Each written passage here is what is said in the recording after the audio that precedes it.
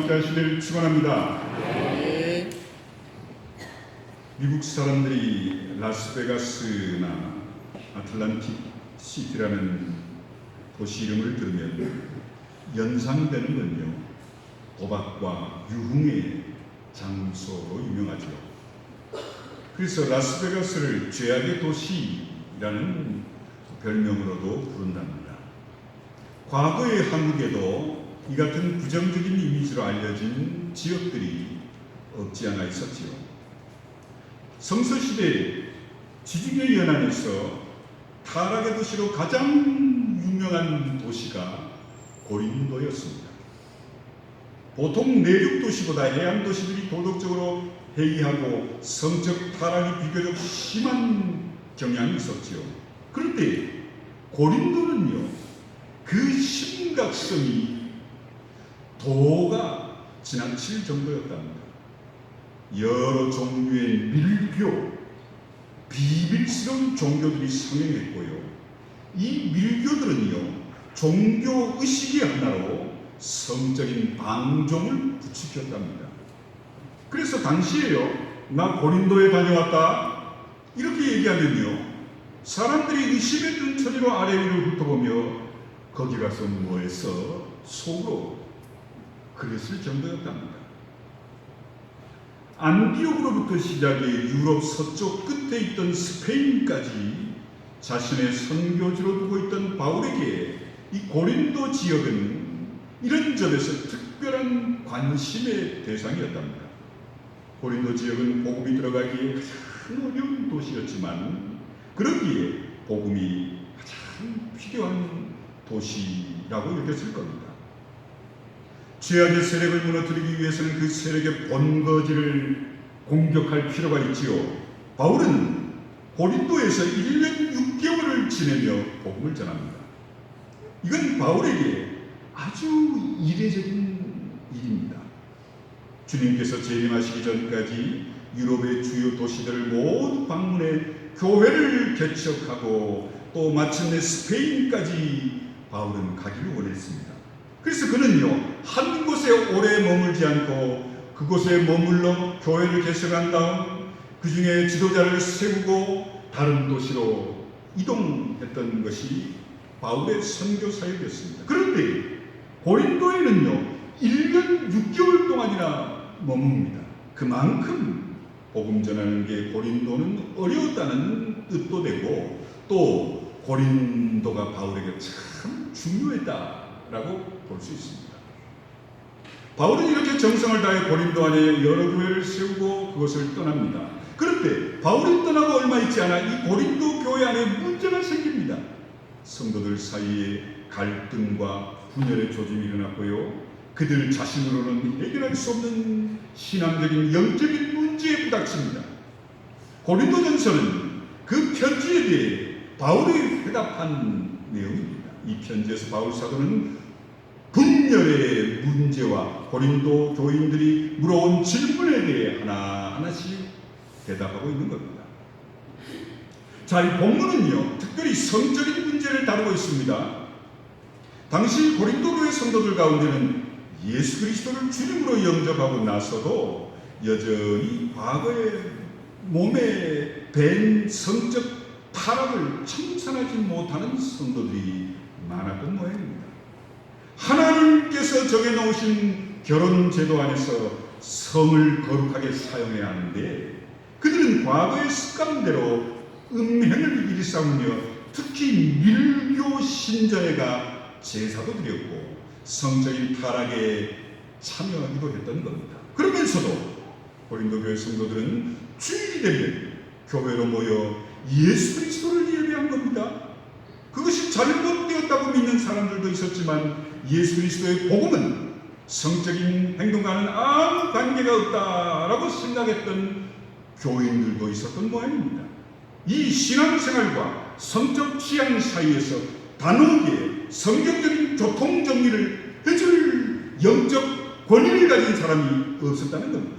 그래서 바울에게 편지를 써 이 문제를 어떻게 하면 좋습니까? 의견을 물었던 거죠. 이 문제에 대해 응답하면서 바울 사도는 우리 몸이 어떤 것인지를 생각해 보도록 권면하고 있습니다. 바울 사도가 몸이라고 표현한 건요, 우리 육신인 이 몸만 얘기하는 게 아니라 인간의 영과 혼과 육 모두를 포함하는 겁니다. 우리 존재 전체를 말하는 겁니다. 예수 그리스도를 믿는 사람들의 몸은 어떤 걸까요? 바울 사도는요, 세 가지 점에서 우리의 몸을 생각하게 하고 있습니다. 첫 번째는요, 우리 몸은 하나님께서 주신 값진 선물이다. 하나님께로부터 받은 선물이니 그것을 값지게 여기고 잘 관리해야 한다는 겁니다. 효경에 보면 이런 얘기가 있죠. 몸의 모든 것, 심지어 머리털과 피부까지도 부모에게 받은 것이니 감히 훼손하거나 손상시키지 않는 게 효의 첫걸음이다.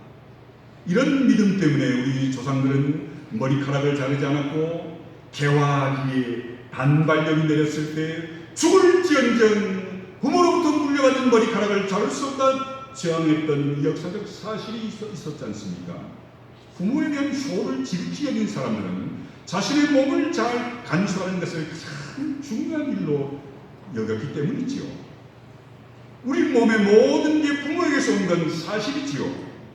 부모님이 만들어주신 건 아닙니다. 부모님도 조부모님에게 받은 거고 조부모님은 증조부모님에게 받은 겁니다. 자, 그럼 계속 올라가면 누가 나올까요? 물론 무신론적 과학자 이런 자들은 딴 얘기를 하겠지만 모든 걸 시작시킨 창조주 하나님에게까지 올라갑니다. 내가 어디에서 온 존재인지를 우리는 하나님 안에서, 창조주 하나님 안에서 발견할 수 있죠. 그러므로 효경의 이 구절은 이렇게 바뀌어야 합니다. 우리 몸의 모든 것, 심지어 머리털과 피부까지도 하나님께 받은 것이니 감히 훼손하거나 손상시키지 않는 게 믿음의 첫걸음이다. 우리 육신도 정신도 영혼도 모두 하나님께서 지어주신 것이기 때문입니다. 그러기에 어느 것도 손상되지 않도록 잘 관리해야 하는 겁니다. 영적 건강, 정신적 건강, 육체적인 건강을 지키는 건 행복한 삶을 위한 투자에 그치는 것만은 아닙니다. 누군가가 나에게 준 귀한 선물을 내가 함부로 한다면 그걸 준 사람이 그걸 보면 기분이 나쁘지요.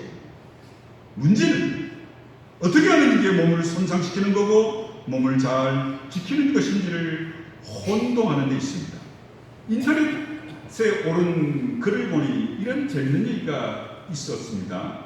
조선시대 사람들은 효경의 가르침을 지키기 위해 머리를 깎지 않고 상투를 틀었잖아요. 그러면 손톱은 왜 깎았나요?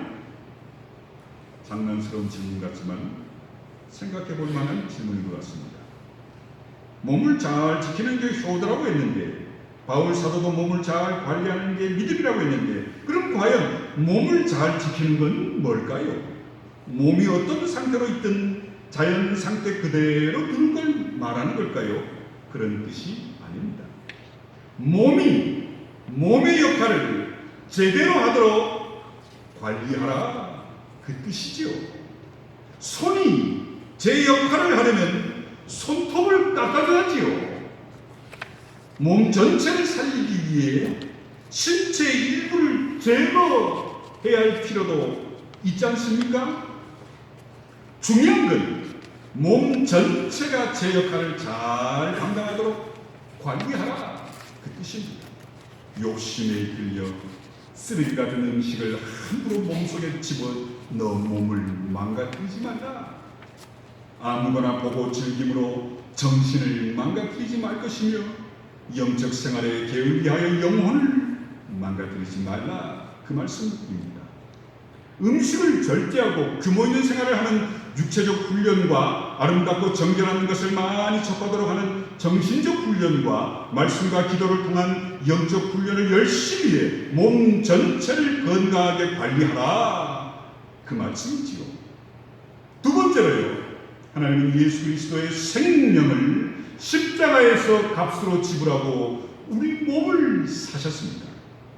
예수 그리스도 안에서 구원받은 성도들은 예수 그리스도의 몸의 지체입니다. 바울은 본문 20절에서 여러분은 하나님께서 값을 치르고 사들인 사람들입니다. 우리 성도들 모두도 사실은 하나님을 떠나 사탄의 노예로 팔렸던 불행한 자들이었지요. 만일 그 모습 그대로 있었다면 우린 사탄의 손아귀에 잡혀 그가 정해준 숙명, 운명의 굴레 안에 살다 영원한 멸망을 당할 뻔한 자들입니다. 우리말의 구속이라는 말은 두 가지 의미가 있습니다. 구속이라는 말은 첫째요, 무엇에 갇혀있을 때 구속이라 하죠. 저 죄인을 감옥에 구속시키십시오. 그때 구속이 그 뜻입니다. 또 하나는요, 누군가에게 붙들려 있는 사람을 몸값을 주고 풀어내는 걸 구속, 그래서 자유롭게 하는 걸 구속이라고 합니다. 하나님께서는 사탄에게 구속된 우리를 십자가에서 예수 그리스도의 생명의 몸값을 지불하시고 자유롭게 구속하신 것을 믿으시길 간절히 축원합니다. 우리의 존재는 창조주 하나님에 의해 지어졌고 예수 그리스도의 생명으로 구속됨을 믿으시길 간절히 축원합니다. 뿐만 아니라 구속된 우리 성도들의 존재는 예수 그리스도의 거룩한 몸, 교회의 지체가 되었습니다. 바울 사도는 본문 5절에서 이렇게 말합니다. 여러분의 몸이 그리스도의 지체라는 걸 알지 못합니까? 여러분은 충주교회 성도들이라는 사실을 어떻게 느끼십니까? 자랑스럽게 여기시기를 간절히 축원합니다. 성도들이 예수 그리스도의 몸의 지체가 되었기 때문입니다. 우리는 이 땅에 세워진 한 교회의 교인이 되므로 예수 그리스도의 보이지 않는 거룩한 몸의 지체가 되는 겁니다. 예수 그리스도가 누굽니까? 그분이 누구인지를 생각하면 할수록 그분의 몸의 지체가 되었다라는 건 우리를 감격하게 만들지요. 개인 아무아베개로 세상을 평생 살면 이 땅에 수십 년 살다 자취도 남기지 않고 사라져 없어지지요. 하지만 개인 아무아베개가 아니라 예수 그리스도의 지체로 살면 나의 존재는 그분과 함께 영원한 차원으로 높여지게 됨을 깨달으시기 바랍니다. 그걸 안다면 자신의 몸을 함부로 할 수 없지요. 고린도 교회 성도들 가운데 음행을 일삼는 사람들을 생각하며 바울 사도는 15, 16절에서 이렇게 얘기합니다. 여러분의 몸이 그리스도의 지체라는 걸 알지 못합니까? 그런데 내가 그리스도의 지체를 띄우다가 장녀의 지체를 만들 수 있겠습니까? 그럴 수 없습니다. 장녀와 합하는 사람은 그와 한 몸이 된다는 걸 알지 못합니까? 음행을 일삼는 사람들은 육신은 죽이고 영혼은 영혼이야 이렇게 생각합니다. 음란하게 성적인 관계를 맺는 건 육신의 일일 뿐이라 라고 생각했던 거지요. 하지만 바울 사도는 그렇지 않다고 분명히 얘기합니다. 음란한 관계를 맺는다는 건 사탄에게 자신의 영과 혼과 육을 모두 내어주는 것이 되고 전 인격적으로 사탄과 하나된 매우 위험한 사건임을 분명히 얘기합니다. 그러기에 음란한 관계를 갖게 되면 예수 그리스도의 거룩한 지체를 부정하게 만드는 것이 되는 겁니다. 그건 단순한 욕망의 문제가 아니라 예수 그리스도의 거룩한 몸의 문제가 되기 때문이죠. 세 번째로 바울 사도는 우리 몸이 성령이 거하시는 거룩한 성전이라고 얘기합니다. 여러분의 몸은 여러분 안에 계신 성령의 전이라는 사실을 한순간도 잊지 마시길 간절히 축원합니다. 여러분은요, 성령을 하나님으로부터 받아 몸 안에 모시고 있기 때문입니다. 예수 그리스도를 진실되게 주님으로 영접하고 그분의 주권을 인정하며 살아가는 사람에게는요, 성령께서 그와 함께 하시죠. 성령께서 그 마음을 만지지 않고는 그 같은 마음의 변화가 일어날 수 없기 때문입니다. 그러므로 예수 그리스도를 믿는 성도 안에는 성령께서 거하시고 믿는 사람들이 함께 모이는 교회 안에도 성령께서 함께 하시게 되는 겁니다.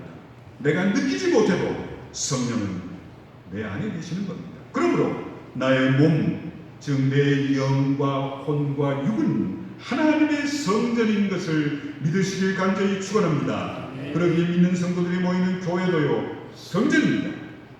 교회라는 건물이 성전이 아닙니다. 믿는 성도들이 모인 이 무리가 성전입니다. 나 한 사람의 작은 성전이 모여 큰 성전을 이루는 거지요. 우리 성도들은요, 이 사실을 항상 인정하고 의식하고 살아야만 합니다. 영적 순례길을 걸어가는 데 있어서 느낌이나 감정은 참 중요합니다. 그걸 잘 이용하면 영적 순례길을 기쁘게 갈 수 있지만 느낌이나 감정은요, 늘 움직이기 쉽고요. 그래서 느낌이나 감정에 따라 살다 보면 사탄에게 속아 넘어갈 수밖에 없습니다. 우리는요, 느낌이나 감정이 아니라 우리 신앙인의 삶의 기준은 하나님의 약속의 말씀이어야 됨을 깨달으시길 축원합니다. 예수 그리스도를 주님으로 영접하고 거듭난 사람에게는 성령이 내주한다는 약속의 말씀을 믿으시고 내 느낌이 그건 아니야, 안 그런 것 같아, 느낌대로 마음 가는 대로 살아라. TV 선전에 그런 선전이 있습니다. 세상이 그렇게 우리를 유혹해도요, 우리는 아니야, 하나님의 약속의 말씀 위에서 살아가시길 간절히 축원합니다. 특별히 청소년 시기에 이 확신의 믿음이 저들의 뇌리에 박혀야 합니다. 자신의 몸이 하나님의 성령이 거하는 거룩한 성전의 말씀이 저들의 마음에 깊이 새겨져야만 합니다. 그러면 이 말씀은 젊은 시절 성적 유혹이 도처에 깔려있는 세상에서 사는 동안 성적 순결을 지키도록 저들을 붙잡아주는 힘이 되는 줄 믿으시기 바랍니다. 심각한 유혹 앞에 설 때마다 성령께서 감동을 주셔서 내가 누군데 거룩한 성전을 더럽힐 수는 없지, 이런 생각이 우리 속에, 우리 자녀들의 마음속에 있는 성령께서 하게 하시죠. 내가 누군데 라고 생각하면 결론은 분명합니다.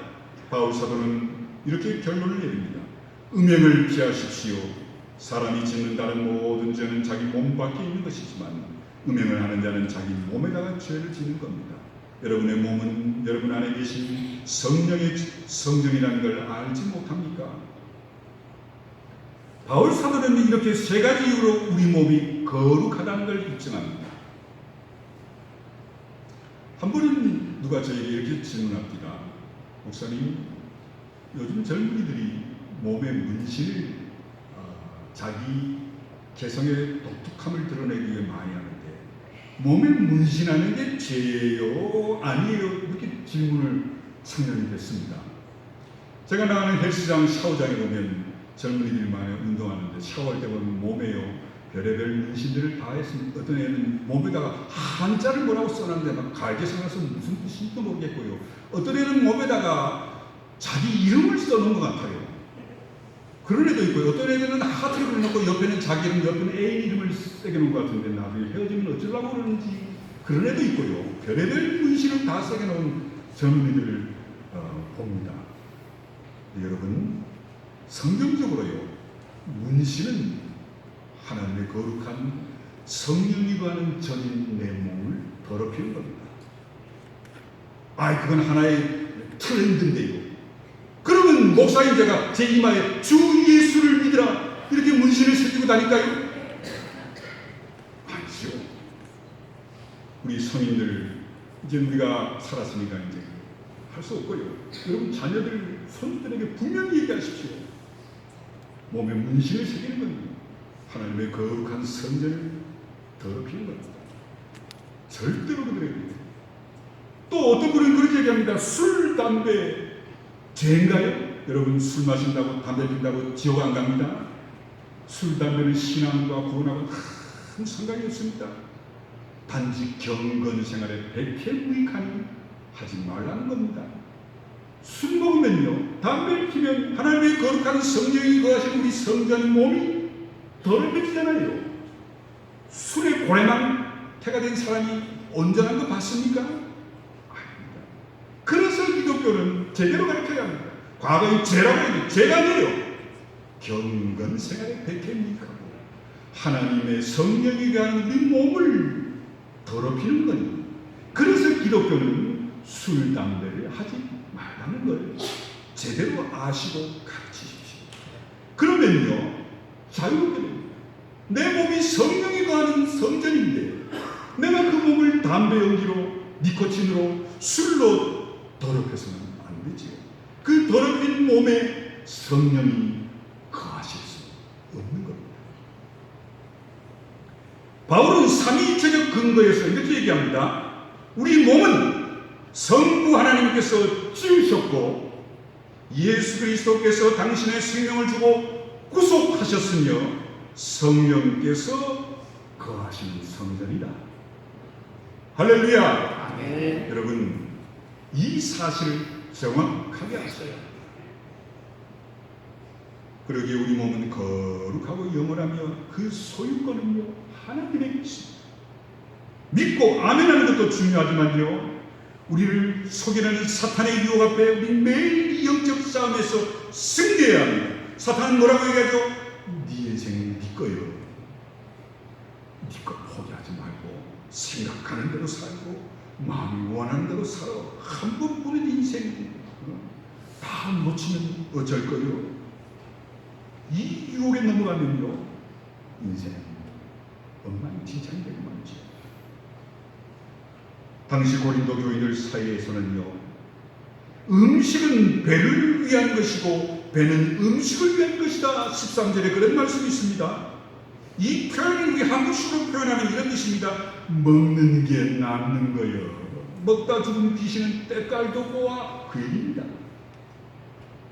그들이 이렇게 말하면서 마음껏 먹고 마셨습니다. 이 당시에 이 철학적으로는요, 영혼과 몸은 분리되어 있다. 그렇게 생각했답니다. 철학적으로.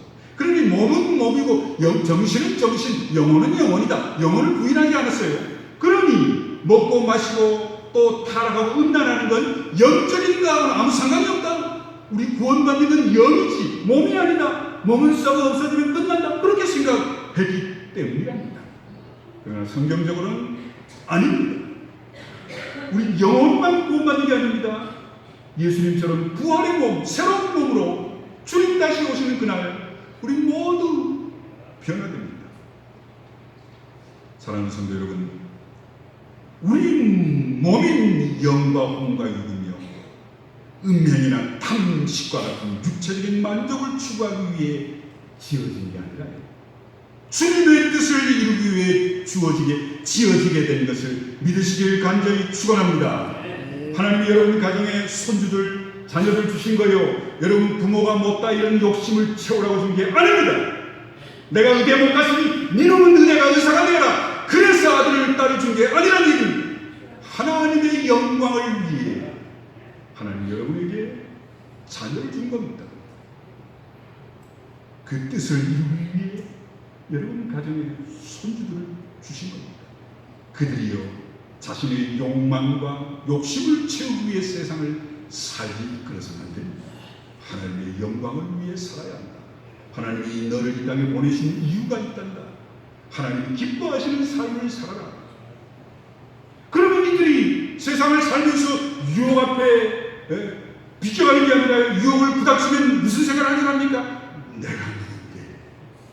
내가 누군데? 저도 부모 떨어져 서울에서 초등학교 5학년 때부터 결혼해서 살 때까지 혼자 살면서 부모 떨어져 제가 어떻게 살았을 것 같습니까? 부모님, 아버님만요, 어머님은 한 번도 안 하셨어요. 아버님만요, 한 달에 한 번 올라오셔서 용돈 주고 생활비 주고 가셨어요. 내 마음대로입니다. 물론 저도 많은 타락과 유혹 앞에 속수무책했는데 그때마다 제 속에 무슨 생각이 떠올랐는지 압니까? 내가 누군데? 나는 예수님인데 우리 아버지 어머니 장로 권사 이 생각이 가장 먼저 떠올랐어요. 그래서 멈췄고요. 더 이상 유혹 앞에 들어가지 않을 수 있었다. 내가 누군데? 그건 여러분 후손들에게 가르쳐야 합니다. 교회가 교회 앞에 아이들, 청소년들에게 가르쳐야 합니다. 너는 세상에서 가장 소중한 단 하나뿐인 하나님의 최고의 걸작품이야. 둘도 없어 나라는 존재는 세상에. 너는 얼마나 소중한 존재이지 아느냐? 비록 나는 지병도 있고 당뇨도 있고 혈압도 있고 관절도 있고 몸이 엉망진창 그냥 종합병원이지만 그럼에도 불구하고 여러분 자신은 하나님 앞에서 세상에 무엇과도 바꿀 수 없는 정말 최고의 존재임을 깨달으시길 간절히 축원합니다. 우리 몸으로 하나님을 영화롭게 하는 방법은 두 가지입니다.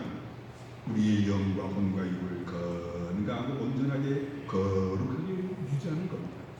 하나님이 주신 나라는 존재를 세상의 탐욕과 욕망으로 더럽히고 그 나의 연약함을 더 약하게 만드는 건 죄입니다. 또한 우리 몸을 거룩한 목적을 위해 사용할 때 하나님께서는 영광 받으십니다.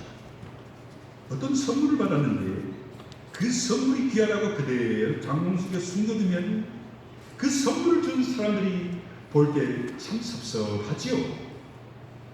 마찬가지로 몸을 건강하고 온전하게 관리하는 것도 중요하지만요, 그 몸을 사용해 하나님의 거룩한 뜻을 이루는 게 더 중요합니다. 바울 사도의 말씀대로 우리 몸은 우리게 아니라 주님의 것입니다. 우리의 시간과 물질 모든 게 주님의 것입니다. 성경은 우리를 청지기라고 하는데요, 이 용어는 오늘날 매니저라는 뜻입니다. 매니저는 뭐하죠? 주님의 뜻을 살펴 맡겨진 일을 잘 관리하는 게 매니저입니다. 매니저는요, 소유자가 아닙니다. 주인이 아닙니다. 사랑하는 성도 여러분, 우리 성도들이 어떤 존재인지를 다시 한번 깨닫는 시간 되시길 바랍니다. 기억하시길 바랍니다. 우리 몸은 하나님께서 고안하셔서 창조하신 둘도 없는 최고의 걸작입니다. 기억하시길 바랍니다. 예수 그리스도께서 십자가에서 당신의 고귀한 생명을 값으로 주시고 우리를 사탄의 손아귀에서 건져내셨습니다. 기억하셔야 합니다. 하나님의 성령께서 우리 안에 거하십니다. 우리 안에 거하시길 원하십니다. 이렇게 해야 우리 몸값은 헤아릴 수 없이 값비싸집니다. 무엇과도 바꿀 수 없을 정도입니다. 우리의 몸과 우리의 존재 전체와 우리의 소임을 전체는요, 우리를 지으시고 구속하시고 다스리시는 삼위일체 하나님의 것이기 때문이지요. 그러니 우리의 소유권을 하나님 앞에 내려놓으십시오. 이렇게 생각하고 이렇게 깨닫는 내가 누군데, 나라는 가치가 얼마나 가치 있는 자인데, 비록 지병이 있고 약도 없고 때로는 막 병을 입원하지만 그럼에도 나라는 존재가 하나님 앞에서는 정말 최고의 가치 있는 존재임을 한순간도 잊지 마시고, 또 그런 확신과 의식을 여러분 자녀들에게 심어주심으로 하나님이 주신 나라는 존재를 통해 이 가치를 깨닫고 하나님 앞에 영광 돌리는 여러분과 여러분 자녀들, 우리 후손들, 우리 교회학교 모든 다음 세대 되시길 간절히 축원합니다. 기도하겠습니다. 고마우신 아버지 하나님 감사합니다. 오늘 나라는 존재, 우리 자녀들 손주라는 존재가 세상에 둘도 없는 하나님의 최고의 걸작품인 가치 있는 존재들임을 깨닫고 확신하게 해 주시옵소서. 그래서 세상에 썩어 없어질 것으로 우리의 몸과 마음과 심령을 더럽히고 또 빼앗기지 않게 하시며 하나님 영광을 위해 우리의 가치를 마음껏 드릴 수 있는 복된 삶이 되게 하옵소서. 예수님의 이름으로 기도합니다. 아멘. 세상